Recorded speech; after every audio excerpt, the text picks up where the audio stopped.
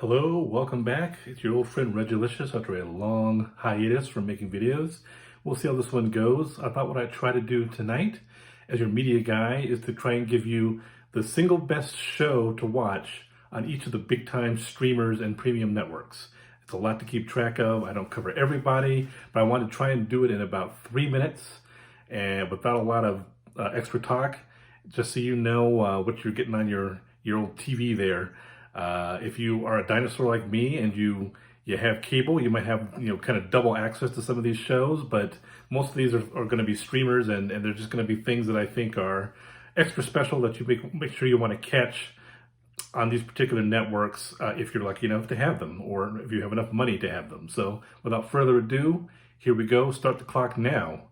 On AMC Plus, that's a streamer that you can get. Obviously, you've got a great catalog. It's a great network there. You got your Mad Men, you've got Breaking Bad, you've got Killing Eve, you've got all kinds of great shows on there, like historical shows, and they got some new stuff too that's pretty good. But Better Call Saul Season 6 is coming out in a couple of months. That's definitely going to be probably the best thing to watch on that network. You want to see how the saga of Saul Goodman winds up in this upcoming year.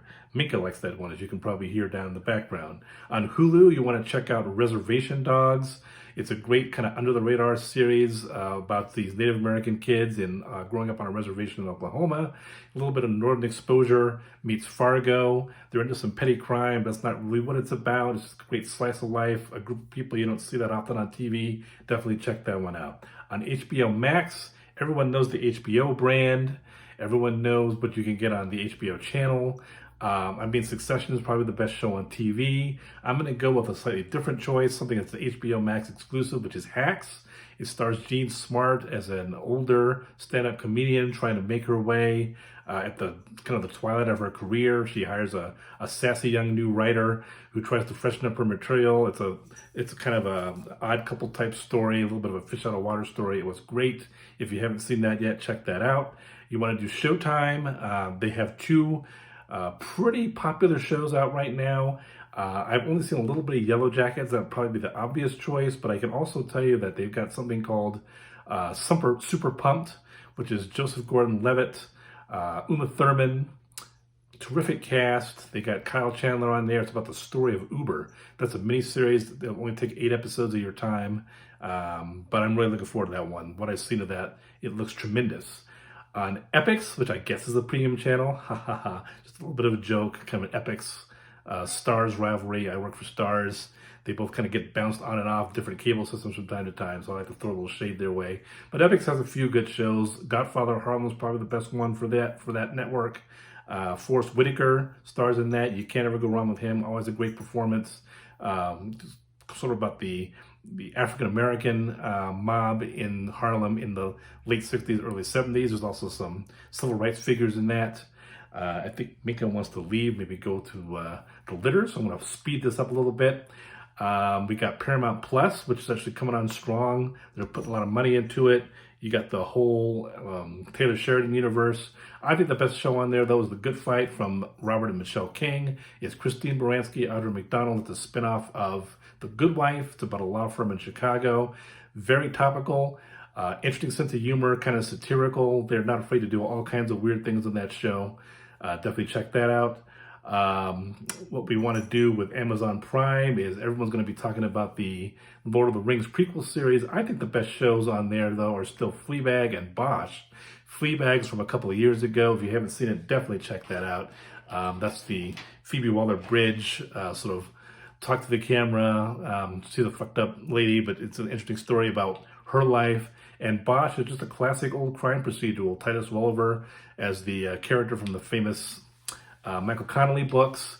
That show is over now, I think, after 5 seasons, but there's going to be a spinoff coming soon. I look forward to seeing that. I have to mention my network Stars. I can't talk too much about it because it might be, I guess, considered biased, but P-Valley is a fantastic show that got a little bit of buzz last year. Not a lot of people are talking about it in the media. It's from Katori Hall. It's based on her play. It's about a strip club in the dirty South. Great stuff going on down there. And wrapping it all up, Netflix, of course, is the 5,000 pound gorilla, if you want to call it that. Everyone watches Netflix. There's all kinds of stuff on it. It's kind of hard to keep track of. They kill you with tonnage. If I had to pick 2 shows on Netflix, one would be a miniseries, Inventing Anna. Tracy and I just finished it. Terrific. It's I think the version of the Anna Delvey story that you want to see, as opposed to the HBO story. Julie Garner is terrific in that. She's amazing as Anna Delvey. A great ensemble cast, kind of running down her exploits and the whole con she ran in New York. And of course, the best series on Netflix, the sensation Squid Game, came out of nowhere. South Korean, I guess you want to call it fantasy drama.